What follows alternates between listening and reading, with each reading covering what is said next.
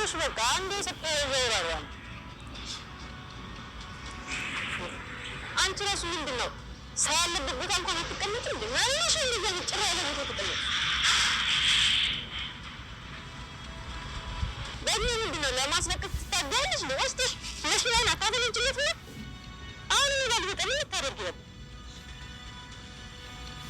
ታነሽ በቃ ማሽን ጥረጊ ነው ለራሱ ያለበት ቦታ ተቀመጥ ታነሽ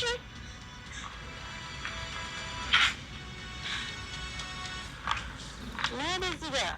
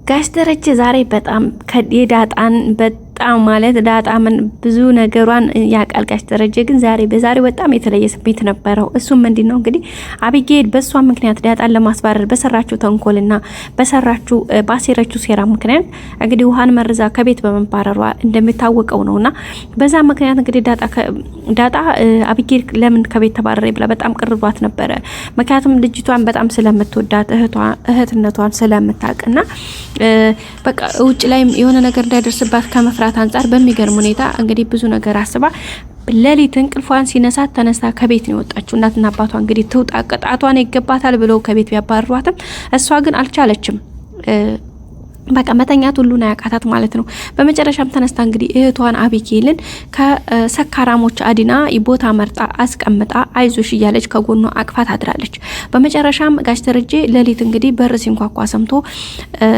ያው ላለመነሳት እንትን ቢልም እሱም ውስጡ እየረበሸው ስለነበረ በመጨረሻ ተነስቶ ዞር እያየ ነበረ የዛን ሰዓትም እንግዲህ በመኪናው በሚንቀሳቀስበት ሰዓት ላይ ያያት ዳጣን እንግዲህ ተኝታለች ብሎ ነው ያሰበው ጋሽ ደረጀ ግን ሲሄድ እዛ አቢጌል ጋር አጠገቧ ቁጭ ብላ በሚገርም ሁኔታ አይዞሽ እያለች እየሳቁ እየተጫወቱ በቃ እያወሩ አይቷቸዋል በዛም እንግዲህ ጋሽ ደረጀ ማመን ነው ያቃተው በቃ የዳጣን ሰፊ ልቦና አስተዋይነቷን በቃ በጣም ጠንካራ ልጅ መሆኗን እስከዛሬ እንዲህ ያለችው ልጅን አለማወቅ ወይሁኔ እያለ ራሱን እንትን እያለ ይገኛል ከዛም ባለፈ እንግዲህ ምን ነው ልጅ እህትሽ መሆኗን አውቀሽ በሆነ እንደዚህኮ አቶኝም ነበር እያለ ደግሞ በአንድ በኩል እያዘነም ነበር አቢጌል እንግዲህ እሷን አለማወቋን እያየ ነበርና እንግዲህ ዳጣ አብራት ካደረች በኋላ ከተካራሞች አዲና ከውሾች በቃ ከብዶች ከተለያየ አደጋዎች እንግዲህ እሷን ከልላ ካሳደረቻት በኋላ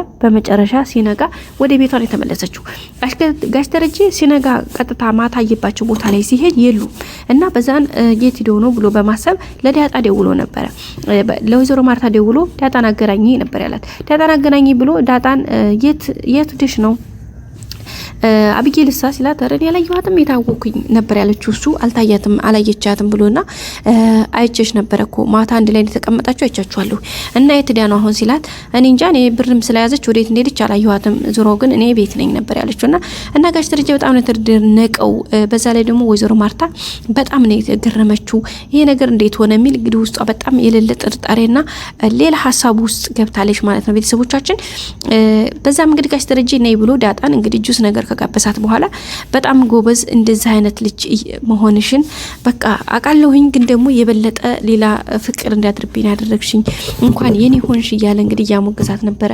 እና አሁንም እባክህ ጋሽ ደረጀን እንግዲህ እባክህ አሁንም አብጌል ይበቃታል። እስከ መቼ ነው እንደዚህ የምትቆየው? ምክንያቱም ልጅቷ በጣም ነው እየደነገጠች ያለችው። ይሄን ነገር መቋቋም አትችልም። እሷ ቀርቶ እኔ ራሱ በጣም ነው ይሄን ነገር እንትን ያልኳትና ዛሬ አብሬያት አድሬ እንኳን ራሱ ስደነግጥ ነበር ያደረችው ነበር። አይቻችሁ ነበር እኮ ሲላት ቆይ እየተከታተልከን ነበር ማለት ነው እንዴ? ለማንኛውም አዎ፣ ግን እንግዲህ እባክህ ይቅርታ አድርግላትና ወደ ቤት ትመለስ እያለች እንግዲህ አማላጅነትን ጭምር እያወሩ ነበር። በዚህም እንግዲህ በጣም ብቻ ብዙ ነገር ካወሩ በኋላ ከዳጣና ጋሽ ደረጀ እንግዲህ ስለ እናቷ አንዳንድ ነገሮችን አንስታ ለምንድን ነው ግን እናቴን የማታስተዋውቀኝ? እናቴ ግን ማን ነው የምትመስለው? የት ነው ያለችው? እዚሁ አዲስ አበባ ከተማ ነች ወይስ ከገጠር ነው ያለችው? እኔን ትመስላለች ወይስ እንዴት ነው? ልጆች አሏት? እህትና ወንድሞች አሉኝ ወይስ ልጅ የላትም? እያለች እንግዲህ የተለያዩ ጥያቄዎችን ጠይቃ ነበር። ጋሽ ደረጀ እህት ልጆች ቢኖራት ደስ ይልሻል አላት። አዎ እንዴ፣ በተለይ ወንድም ቢኖራት በጣም ደስ ይለኛል። ምክንያቱም ያንተ ሁለት ሴቶች ስለሆኑ ወንድም ቢኖር ደግሞ የሌለ ሌላ ነው።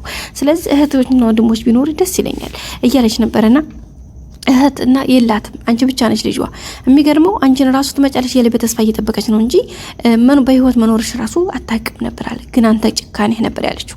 ግን አንተ ጭካኔ ምን አለ ልጅ እንዳላት ብታውቅና ልጅ ብላ እኔን ምንትን ብትል ለምን ነው ማታገናኘን እያለችው ነበረ። እንግዲህ ጋሽ ደሬ ያው የሆድን የሚያቆሱ ብቻ ስለሆነ አይ አንቺን እናት እንድኖርሽ አድርጌ በዚህ ሰዓት ላይ ያንቺን እናት ማሳወቄ ለሌሎች ልጆቼ እናታቸውን የሚያሳጣቸው ከሆነ ሌላ ነው። ስለዚህ ያንቺንም በማንተም ባይማይ ልጆችንም በማይነካ መልኩ አብሽሪ።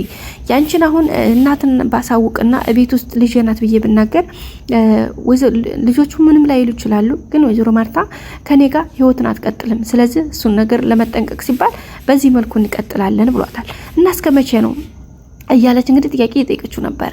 ልጅ እናትሽማ በተስፋ ትመጣለች እያለ እየጠበቀችሽ ነው። ስለዚህ አንድ ቀን አገናኛችኋለሁኝ አብሽሪ እያላት ነበር ማለት ነው። ዳጣም እንግዲህ በዛም ደስ ብሏት ትንሽ ተጠብቂኝ ብቻ የወር ቀድር ከዚህም ያላለፈ ሰዓት ውስጥ እንግዲህ አገናኛችኋለሁ ብሏታል። እንግዲህ ጋሽ ደረጀና ወይዘሮ ማርታ ያው ስለ ዳጣም ሲያወሩ አብጌል እኮ ይሄን ሁሉ ተንኮልና ስራ እየሰራች ያለችው ዳጣን ከቤት ለማስወጣት ነው። ደሬ ለምን እቺ ልጅ ለምን በውጭ በኩል አድርገን የሆነ ቤት ተከራይተንላት እውጩና እየመጣች እንድትጫወት አዳሯን ደግሞ እዛ እንድትቀመጥ ለምን አናደርግም? ለምንድን ነው ይሄን ያክል የሚሆነው እያለች ነበረ።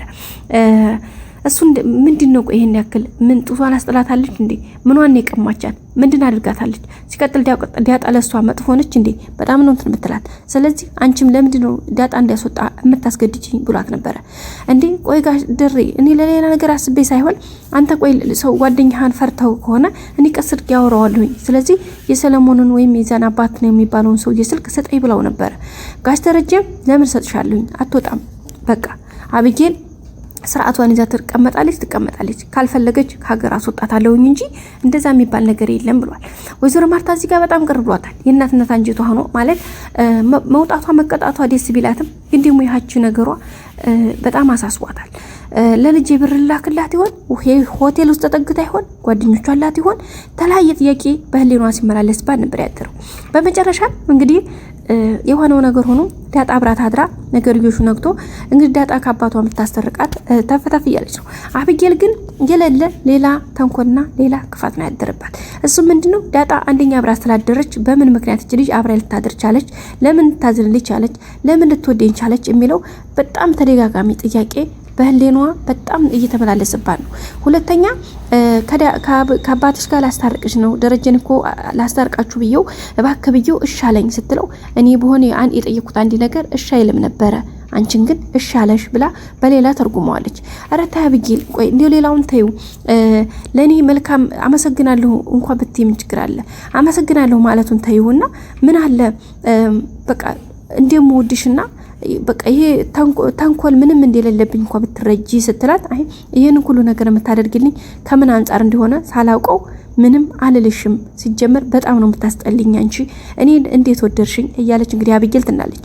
አብጌል ዞሮ አብጌልን ከአባቷ ጋር ለማስታረቅ ሽማግሌ ሆና ዳጣ ወደ ቤቷ አምጥታታለች። አብጌል ግን የባሰና ተዛ የበፊቱ የበዛ ትልቅ ተንኮል እያሰበች ነው። አሁንም ዳጣ ላይ የምታሳርፍባት ቀጣዩ እርምጃ በጣም ያሳስበኛል። ውድና የተከበራችሁ የዩቲዩብ ቤተሰቦቼ ላይክ በማድረግ ቪዲዮን ጀምሮ እስከ መጨረሻ ማየት ሀሳብ አስተያየታችሁን አስቀምጡልኝ። ሁሌም ስንከታተሉ አመሰግናለሁ። መልካም ጊዜ